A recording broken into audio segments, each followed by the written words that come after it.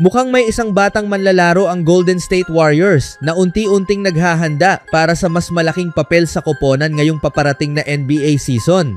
At ayon mismo sa kanya, hindi talento ang pinakamahalagang kailangan niya ngayon kundi ang manatiling malusog at laging available para makapaglaro. Narito ang buong detalye.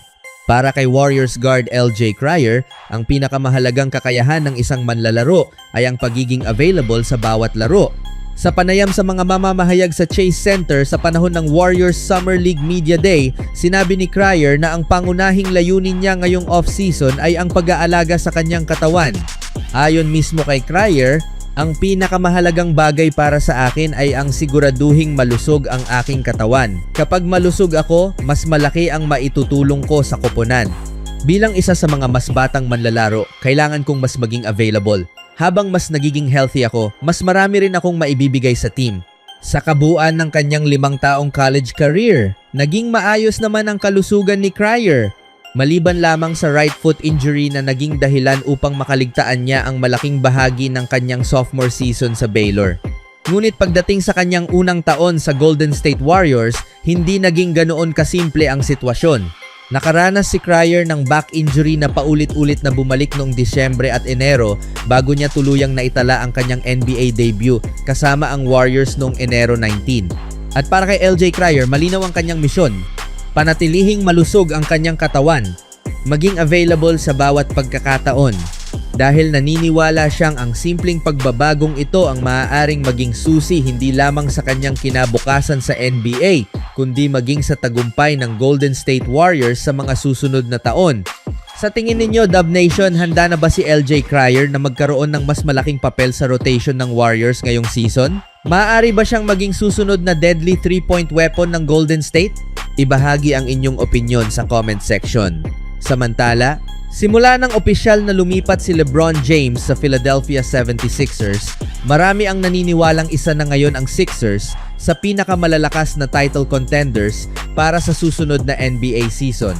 Ngunit sa kabila ng matinding hype na bumabalot sa Philadelphia, may isang koponan na tila hindi dapat matakot sa kanilang bagong super team at iyon ay ang defending champions na New York Knicks. Pero bakit nga ba? Narito ang buong detalye. Oo, walang duda na napakalakas ng naging roster ng Philadelphia 76ers matapos idagdag si LeBron James. Isipin ninyo lamang ang kanilang bagong Big Four sina LeBron James, Joel Embiid, Jaylen Brown at Tyrese Maxey. Sa papel pa lamang, isa na itong grupo ng mga superstar na kayang tapatan ang halos kahit sinong koponan sa NBA. Ngunit may isang katotohanan na paulit-ulit nang napatunayan sa kasaysayan ng liga. Hindi dahil maganda ang lineup sa papel ay automatiko na itong magiging matagumpay sa loob ng basketball court. Sa lahat ng naging galaw ng Philadelphia ngayong off-season, malinaw na umaasa ang organisasyon na agad magkakaroon ng magandang samahan ang kanilang bagong core at mabilis na makakapaglaro bilang isang tunay na unit. Ang kanilang layunin ay malinaw agawin ang trono mula sa defending champions na New York Knicks sa season ng 2026 to 2027. Ngunit dito nagsisimula ang pinakamalaking hamon. Ang chemistry at tamang pagkakaintindihan ng mga manlalaro sa loob ng court ay hindi basta-basta nabubuo sa loob lamang ng ilang buwan. Hindi ito isang bagay na natututunan agad. At ang New York Knicks mismo ang buhay na patunay nito.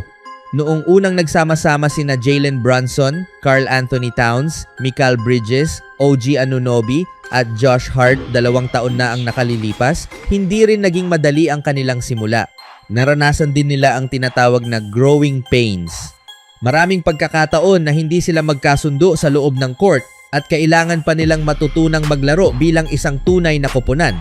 Sa katunayan, umabot pa hanggang kalagitnaan ng kanilang ikalawang season ang kanilang learning process. Noong buwan pa lamang ng Marso, may ilang basketball analysts pang ang nagsasabing baka kailangan ng baguhin ng Knicks ang kanilang pangunahing core kung gusto talaga nilang manalo ng kampyonato. Ngunit hindi iyon ang nangyari. Sa halip, nanatiling nagtitiwala ang Knicks sa kanilang grupo. Patuloy silang nagtrabaho. Patuloy silang nag-adjust. At makalipas lamang ang ilang buwan, tuluyan nilang nalampasan ang lahat ng pagsubok. Ang dating mga pagdududa ay napalitan ng isang makasaysayang tagumpay ng koronahan ang New York Knicks bilang 2026 NBA Champions. Gayunpaman, gaya ng nabanggit, hindi naging madali ang kanilang naging paglalakbay. Sa katunayan, mas tumagal pa ito kaysa sa inaasahan ng maraming basketball fans.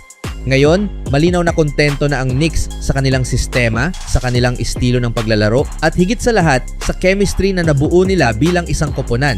At ayon sa ulat, ito rin umano ang isa sa pinakamalaking dahilan kung bakit hindi na nila sinubukang kunin si LeBron James ngayong off-season. Kung idadagdag kasi nila si LeBron sa kanilang roster, mapipilitan silang baguhin ang kanilang sistema upang umangkop sa paraan ng kanyang paglalaro. Matapos manalo ng NBA Championship, wala nang dahilan ng Knicks upang sirain ang chemistry na matagal nilang binuo. Samantala, kabaligtaran naman ang sitwasyon ng Philadelphia. Sa ngayon, magsisimula pa lamang silang dumaan sa mahirap na proseso ng pagbuo ng chemistry. At habang napakalaki ng kanilang talento, marami pa ring mahahalagang tanong ang kailangang masagot. Halimbawa, sino ba talaga ang magiging pangunahing ball handler ng koponan? Kung si LeBron James ang hahawak ng bola sa karamihan ng mga possession, mapipilitan bang maging catch and shoot player na lamang si Tyrese Maxey? Matatandaang noong nakaraang season, 3.5 catch and shoot attempts lamang kada laro ang naitala ni Maxey sa ganitong sitwasyon. Isa pa sa mga tanong ay kung magagawa bang mapanatili ni Jaylen Brown ang pinakamahusay na season ng kanyang karera kahit maging pangatlong scoring option na lamang siya sa likod ni na LeBron James at Joel Embiid. Sa ngayon, wala pang kasiguraduhan ang mga sagot sa mga tanong na ito. Dahil dito, nananatiling isang theoretical na banta ang Philadelphia 76ers. Oo, napakalakas nila sa papel. Ngunit kailangan pa nilang patunayan na kaya nilang pagsamahin ang lahat ng kanilang superstar sa loob ng basketball court. Samantala, nananatiling mas mataas ang tingin ng maraming odds makers sa New York Knicks. Hindi lamang dahil defending champions sila, kundi dahil nahanap na nila ang mga sagot sa mga problemang kasalukuyan pa lamang haharapin ng Philadelphia. At kung pagbabatayan ang kasaysayan ng NBA, hindi rin garantiya ang pagkakaroon ng maraming superstar. Tingnan na lamang ang Brooklyn Nets noon na binuo ni na Kevin Durant at Kyrie Irving, o kaya naman ang Los Angeles Clippers na pinangunahan ni na Kawhi Leonard at Paul George. Parehong puno ng talento ang mga koponang iyon. Ngunit sa iba't ibang dahilan, hindi nila kailanman naabot ang buong potensyal na inaasahan ng lahat. Kaya ngayon, iisa ang malaking tanong. Magiging iba kaya ang kapalaran ng bagong super team ng Philadelphia 76ers? O mauulit lamang ang nangyari sa iba pang star-studded teams na nabigong maabot ang inaasahang tagumpay? Ang sagot ay malalaman lamang natin kapag nagsimula na ang bagong NBA season.